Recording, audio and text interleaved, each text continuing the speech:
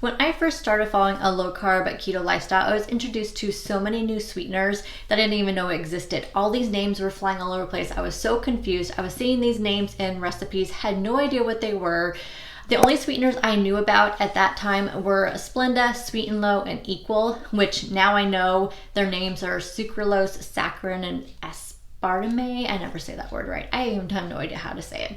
I have to admit though, I was so confused and immediately started trying to find different sweeteners I was seeing in recipes, buying all these sweeteners up to see which ones I liked the best. In this video, I'm going to share with you the pros and cons and brands of some of the most popular low-carb, keto-friendly sweeteners. And I'm gonna talk about the ones that I have tried so I can give you my personal perspective on them. And I'll mention some other ones I have not tried that are out there, so you guys know that there's a lot of other options out there. But again, I'm just gonna talk about the ones that I know about and can give you my personal feelings on.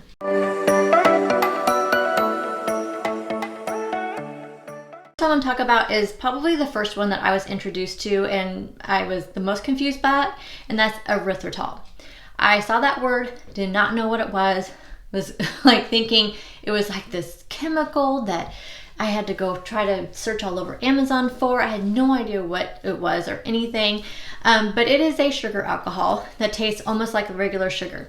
Again, I didn't even know what sugar alcohols were until I started low carb. I know I had plenty of things that sugar alcohols were in, but I just didn't know that that's what they were.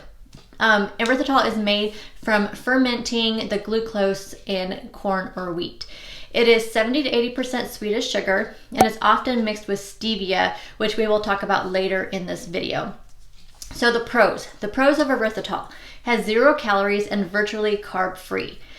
Also, it has little or no impact on your blood sugar, and the reason for this is because it is rapidly absorbed by your small intestine, so only 10% of it actually goes into your small intestine and colon. The rest of it is excreted in urine. I'm sorry, I know, but that's the reason why. So people wonder why the carbs are not counted in erythritol. That is why, because it's not in your body long enough to count, for you to count.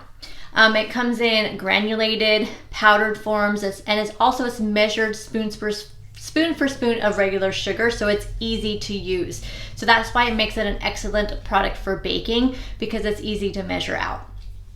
What are the cons of erythritol? Well, these are me from my own perspective, is that it has that unpleasant cooling sensation. And if you guys have tried any keto low carb baking, you know what I'm talking about. And I feel like erythritol on its own has a pretty strong taste. So I feel like that's why getting erythritol mixed with other sweeteners, it helps like cut that cooling effect off.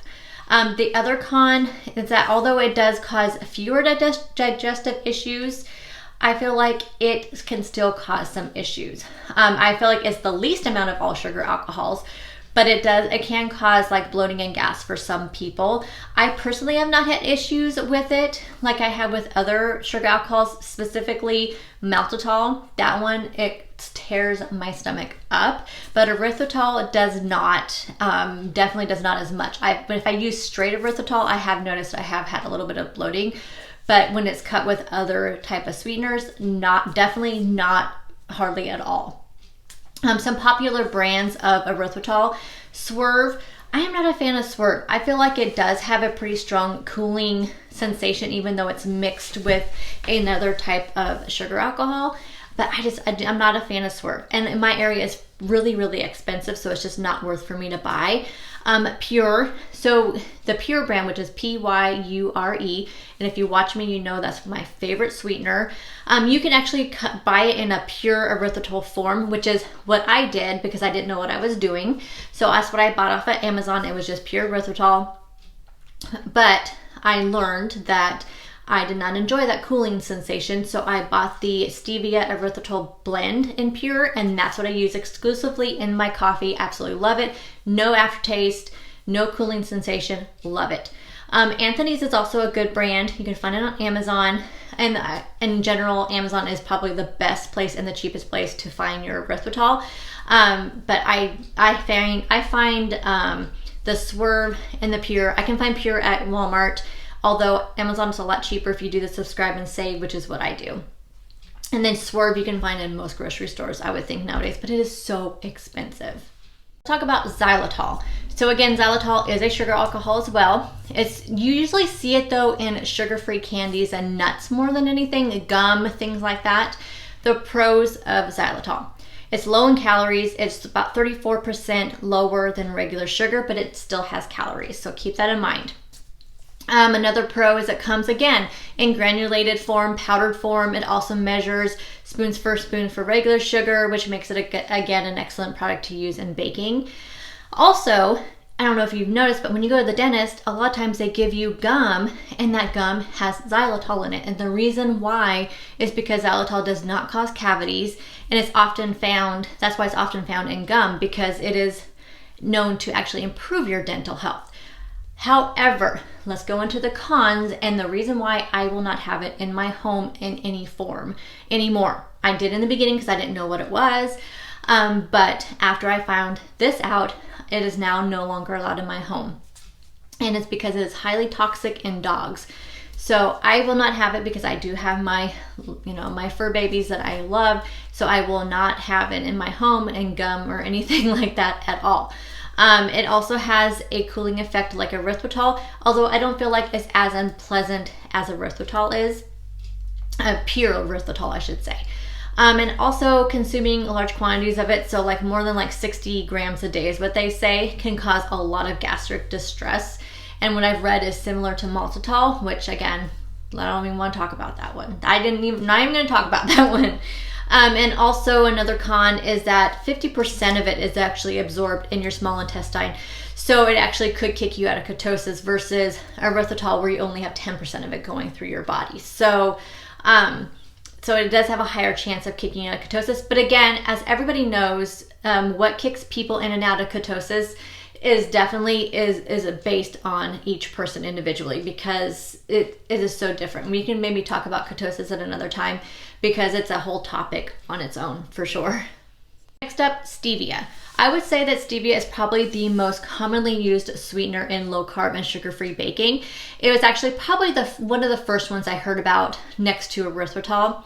And it was probably one that I maybe had heard about prior to keto and low carb, but I really didn't think anything about it. I would just see it and I saw how expensive it was, so I just shied away from it. But it's probably the most common seen in grocery stores. But I think nowadays you're seeing a lot more of the low carb sweeteners out there than there used to be. But at the time, 4 or 5 years ago, when I was really starting to watch what I was eating, I would see stevia, but again, I didn't know anything about it, so I didn't pay any attention to it.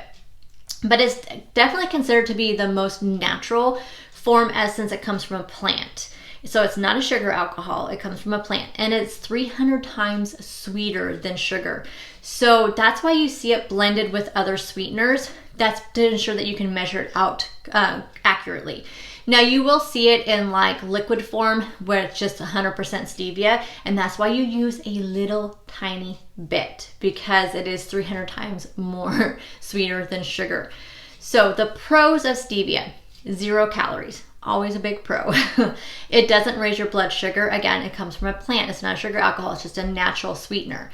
And it comes from a natural source. So it's another pro. You don't have chemicals. It's just a natural source. And it doesn't typically cause digestive issues. Again, I think it's because it's not a chemical. And then lastly, it comes in tons of forms. You can get it in drops, liquid, granulated, powdered. So it makes it very versatile. It's really easy to use and easy to find in whatever form that you need it in. Now let's talk about the cons of stevia. Now again, a lot of this is from my own perspective and my own personal experience with it. And the number one is that it has a strong aftertaste. I think that's been mainly in the like pure form of stevia, not ones that have been mixed with other sweeteners. However, there was a few brands that I tried in the beginning when I first started keto, and I just could not get past that taste. And then my friend Krista told me about Pure, and I believe she sent me some actually, and I tried it and I was just so blown away. I'm like, I can't even believe this is stevia. It's mixed with erythritol, but I could not believe it had stevia in it, because it was the best tasting one that I tried. And it's probably just the combination and the mixture of how much erythritol versus how much stevia. I think they just got it right. Also, it's easy to over sweeten with stevia, so that's a huge con. That's why you want to make sure you are using the right amount and that you're using a blended one. That's where you get that kind of like, a lot of people you'll hear complain about kind of a metallic, bitter taste when they use stevia. And that's why, because it's so easy to oversweeten. So I just don't recommend using pure stevia in recipes unless you know what you're doing, and just practice. Do lots and lots of practice. Be easy with it. Don't measure it spoon for sugar. Use established recipes for sure. And then the third con is, as I was doing, first started low carb keto, I started reading labels a lot. And one of the things that I noticed was that stevia is often mixed with maltodextrin, which we know maltodextrin is not a very good sugar alcohol at all. It can cause a lot of stomach distress. It can also definitely kick you out of ketosis. A lot of people have that problem. But for some reason it's cut with, and I think it's the cost. I think because stevia is expensive, maltodextrin is cheap. So a lot of cheaper brands cut it with maltodextrin. The more expensive stuff is what erythritol and stevia. So just be careful, read your labels. If you see something that's a stevia product, it'll be called stevia. Look at the label. If it has maltodextrin in it, you might want to just steer away from it. That's just my own personal preference, but that may be something you want to think about. Just do some research on maltodextrin and you'll know why. So some popular brands that have stevia in them: Sucrin, which is something I've never used before, but I've heard a lot about it and I've heard really great things about it. Truvia, which I have used. I like it, not as much as Pure, which is my all-time favorite. And then Sweet Leaf is another one. It's been hit and miss with Sweet Leaf products. I've used the powdered form of Sweet Leaf, love it. I love this powdered Sweet Leaf, it's one of my favorites. But in drop form, I'm not a fan of Sweet Leaf. So it really has to do with just trying things out and tasting them and seeing what works for you. The last one I'm going to talk about that I have personally used is Monkfruit. So Monkfruit, like stevia, is naturally occurring and it's 250 times sweeter than a regular table sugar. It is made using the pulp of the fruit, of the monk fruit. And it's fermented, which removes the sugars, but it leaves that sweet taste. So again, like stevia, it's often mixed with erythritol, so it can be accurately measured. And it's monk fruit is my preferred used for baking. So now I use the Pure brand, the stevia erythritol in my coffee. I almost exclusively use a monk fruit in my baking. I like how it works. I like how it tastes. It's just been one of my preferences when I've tried out different things, but Pure does work as well in baking. I just like monk fruit. For some reason, it's just how it turns out. I've done a lot of experimenting and that seems to be my favorite. Pros of monk fruit, I feel like it has a better taste profile and less bitterness than some of the other ones, especially better than stevia. It doesn't typically cause any digestive issues. I have had people tell me it's caused them issues, but me personally did not cause anything at all. Nothing I eat with monk fruit causes me anything. No bloating, no gas, nothing. And it doesn't spike your blood sugar. In my personal experience, I've never ever had it spike my blood sugar at all. And it's also available in many forms. So you can get it powdered, granulated, liquid, which I have all of those forms. Some of the cons: it can be very expensive. You want to watch out for those cheaper brands where they cut it with maltodextrin and dextrose. It's really common, just like with stevia, for them to do that. So just read the label, but just spring for the little bit higher, more expensive ones if you can, just because you are going to not have that chance of it kicking you out of ketosis or just spiking your blood sugar. Depending if you're just doing low carb, you still won't worry about that blood sugar spike. So just be careful with that. Some of the places that I find the best bang for your buck is at Costco and grocery outlet, where I wait till certain brands like Lakanto, they have some really big sales a lot. So a lot of times I'll go out there and I will go on their website and buy some products when I see it's on sale for a really good price. But I just stock up when I see it, like at grocery outlet, I'll stock up, or at Costco. I just think it's worth buying the monk fruit, because I feel like it's the best as far as I'm concerned for baking. The only other con is not coming from a personal experience, but it's from people that I have made these baking goods with, and they have had an aftertaste. So I think there's just some people that are more sensitive to a natural sweetener or artificial sweetener aftertaste than other people. For me, again, since it doesn't have that cooling sensation that some of the chemical like erythritol has, I love it. That's one of the reasons why I like the monk fruit versus other sweeteners in baking.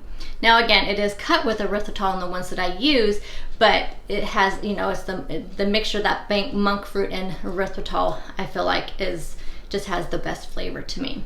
Some popular brands of Monkfruit, probably the most popular is Lakanto. That's my favorite brand. Another one I have used is Zen Sweet, and I actually discovered that through Marshall's. I was there and I picked up a few different baking goods that they had there, some baking mixes, and they turned out really, really well. So Zen Sweet is another one, Zen Sweet. But Lakanto comes in all different forms. You can get in everything. I use their golden sweetener, which is like a replacement for brown sugar.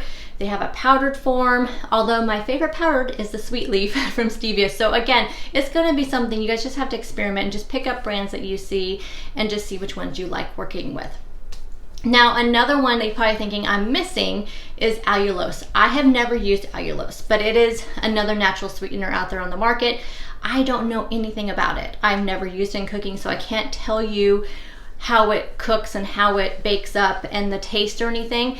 Well, I can tell you about the taste because I have had it in bars. So it's one of ones that's in like the Quest Hero bars. I believe those are the bars that they're in, which I absolutely love those. They taste so good, and you can't taste the allulose, but it seems to cause me some stomach issues sometimes. Very slight, but I get the gas and the bloating pretty much consistently with any bar that I have that has allulose in it. So obviously something to do with allulose upsets my stomach. I know a lot of people say it does not with them. So again, it's just gonna be a personal preference when it comes to things like this. But I just don't know enough about it to talk about it using it in baking. Now, there's a lot of sweeteners out there that are not good. I just don't know much about them. I mean, of course, like I mentioned earlier, we have, you know, the different sucralose, and which sucralose I actually don't shy away from. It's something that I have tested my ketones and it does not knock me out of ketosis, but it can with some people. So I don't shy away from sucralose, but a lot of people do shy away from it. So again, it's just a personal preference, but just keep your eye out there for things. I just noticed for me, the ones that tend to knock me out of ketosis are like the maltodextrin. It seems to be the only one that causes me any issues, but again, it may not with you. So it's just something you need to experiment with. But these are all ones that I have used and I know about, and I can give you my personal opinion on. Now I want to hear from you. Let me know down in the comment section, which of these sweeteners have you used? Have you had any issues with baking with them? What about aftertaste? I'm just curious to hear everybody's opinion. And I mean, I feel like everybody's tastes are different, and it's just so funny when we say like, oh, I can taste this, and I'm like, I can't taste it. Like, what do you taste? I'm just curious about it. Also, have you used allulose? Have you had the same kind of bad side effects that I have had with it? Is it maybe just these particular bars that I'm having issues with? Have you baked with it? I'm just kind of hesitant to pick it up since I've had those issues, so I'm just afraid to kind of spend the money and buy it and work with it, especially since I find I have ones that I can use and I like, so I don't see any reason to change. Which brands do you prefer? Which ones have you tried or not tried? I just want to hear from you, so let me know down there in the comment section, and I will see you guys in the next video. Bye guys.